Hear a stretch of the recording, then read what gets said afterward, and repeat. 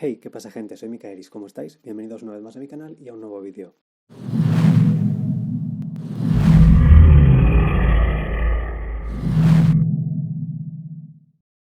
Lo primero de todo, si me escucháis raro es que estoy probando un micrófono nuevo y este es el primer vídeo que grabo con él, así que a ver qué tal. Vale, vayamos por el principio. ¿Creían los antiguos egipcios en el alma? La respuesta corta es sí, pero no. La respuesta larga es que no entendían el alma como lo hacemos nosotros. Para la cultura occidental en general y también las religiones que seguimos, el alma es, dicho mal y pronto, un fantasma mágico que vive dentro de nuestro cuerpo y que se va cuando nos morimos. Y sí, lo dicho muy mal y muy pronto. Pero para los egipcios era algo bastante más fragmentado y bastante más organizado. De hecho, es tan organizado que la mejor forma de explicarlo es con un vídeo. Y puesto que las únicas imágenes que necesito son las de las partes del alma, eso explica el formato de esto que estáis viendo barra escuchando ahora mismo. Vamos por partes, nunca mejor dicho. ¿Qué era el alma para los egipcios? Bueno, para los egipcios el alma comenzaba con el cuerpo, porque nada que no tuviese cuerpo podía tener un alma. Ellos llamaban al cuerpo Het, y la parte del alma que representaba Het era precisamente el cuerpo físico, era el recipiente, era algo que de hecho tenían que tratar muy bien, porque lo que le pasaba al cuerpo físico afectaba a la calidad de la vida en el más allá que tenía el alma al morir. Luego teníamos el Sah o el Sahu, que era esencialmente el cuerpo espiritual del alma. Básicamente, cuando alguien se moría, esa manifestación de sí mismos que interactuaba con los dioses de los muertos y les hablaba y todo esto sería el Sahu. No sé, no es exactamente un fantasma, o al menos no como lo entendemos, pero es básicamente como una representación visual de la persona muerta, si eso tiene sentido.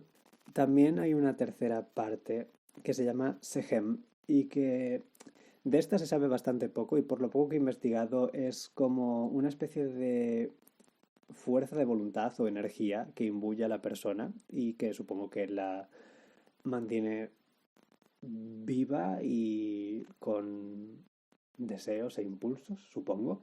Pero lo dicho, es una parte que no se entiende muy bien y tampoco es demasiado relevante, porque todo lo que os acabo de contar es básicamente los teloneros del alma. La verdadera esencia del alma egipcia está formada por 5 partes. Y son 5 partes muy importantes y que además entendemos bastante bien. Así que os las voy a explicar. En primer lugar tenemos el Ren. Ren era el nombre de una persona, su identidad. Pero no era simplemente yo me llamo Bai o yo me llamo Iset. El Ren era el nombre y la identidad en el sentido más esencial y poderoso.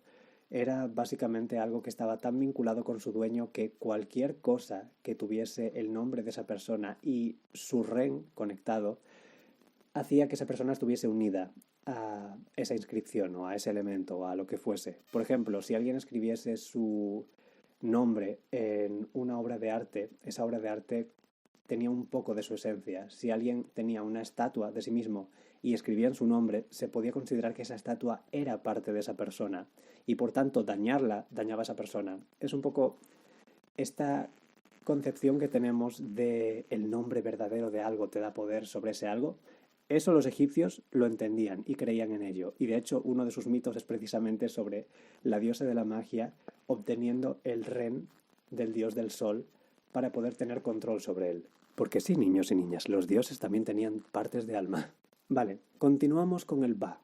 El Ba es una parte del alma bastante peculiar porque por un lado representa la personalidad de la persona, valga la redundancia, pero es una parte del alma que es capaz de existir por sí misma, esté la persona viva o no, es capaz de viajar por su cuenta, es capaz de existir físicamente, es capaz de ir del mundo de los vivos al mundo de los muertos y viceversa. Y al parecer hay un mito en el que una persona discute con su propio Ba, así que es bastante...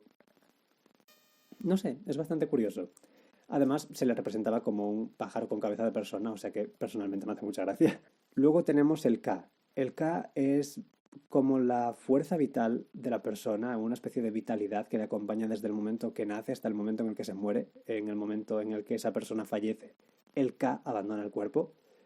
No es lo mismo que la energía vital necesariamente, pero es parecido. Es básicamente como, supongo que la representación del tiempo que esa persona va a estar viva, en plan de tienes este tiempo para existir. Cuando se te acabe, esta parte de tu alma se va a ir de tu cuerpo. Esta también es una parte del alma que a veces se asocia con los fantasmas en literatura, como decir de, oh, el K del rey se ha aparecido aquí. Pero lo dicho, el concepto de fantasma que nosotros tenemos no sería exactamente lo mismo que tendrían los egipcios. Vale, ahora vamos con el Ib. El Ib era el corazón de la persona. Y ya por el hecho de estar conectado con una parte física del cuerpo es importante. Y efectivamente los egipcios le daban mucha importancia a cómo se trataba el corazón de un muerto. ¿Y por qué? Os preguntaréis. Bueno, el corazón, el Ib, era la parte que se juzgaba en el juicio de Osiris, era la parte que se pesaba en la balanza en comparación con la pluma de la verdad y permitía a los dioses de los muertos determinar si esa persona podía pasar al más allá o podía fastidiarse. En el caso de que se tuviese que fastidiar la diosa barra demonio conocida como Amit, devoraba el corazón y dejaba a la persona o bien destruida o bien en un estado perpetuo de tortura o tormento, no sé. Querías que tu Ib fuese más ligero que una pluma. Y esto ya es un poco teoría mía, pero supongo que el Ib podría interpretarse hasta cierto punto como la conciencia de la persona, en el sentido de que reúne sus experiencias buenas y malas y es lo que los dioses juzgan, pero esto es más bien mi forma de interpretarlo y evidentemente yo no soy un antiguo egipcio, así que tomadlo con una pizca de sal. Y por último, pero no menos importante, tenemos el Shut o el Sheut, que era básicamente la sombra de una persona. Y esta parte es bastante misteriosa dentro de que conocemos lo que es y cómo es representada. La sombra simbolizaba también una estatua, era como una especie de aspecto de la persona que no es la persona, es como una especie de silueta, es como una especie de... Esto de nuevo es un poco mi interpretación, pero supongo que se podría considerar como el eco de la persona o la marca que deja en el mundo, en el sentido de que no es la persona, pero es una prueba de que la persona está ahí.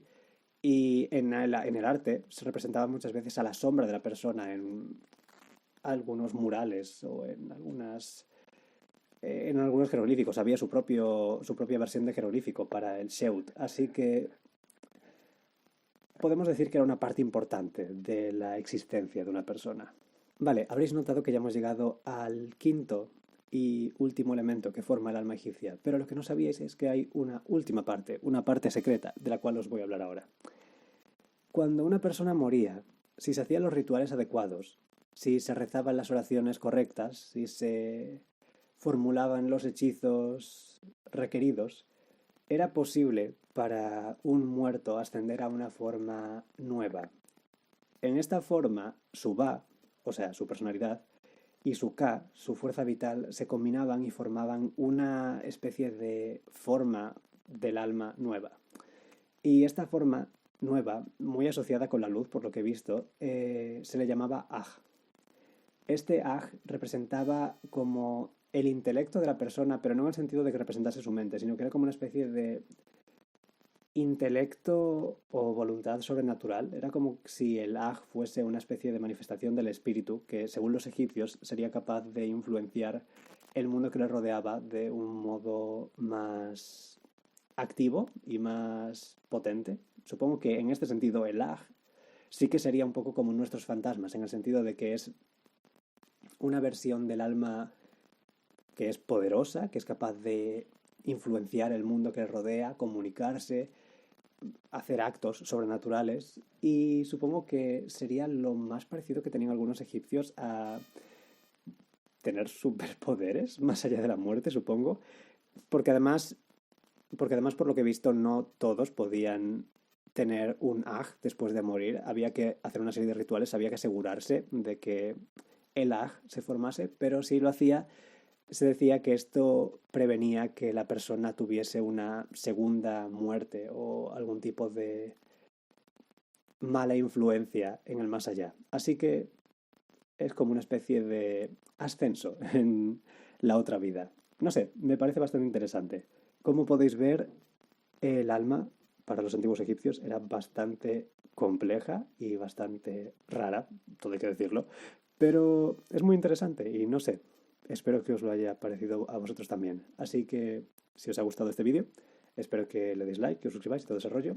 Espero que dejéis en los comentarios vuestras opiniones y nos vemos en el próximo. Chao.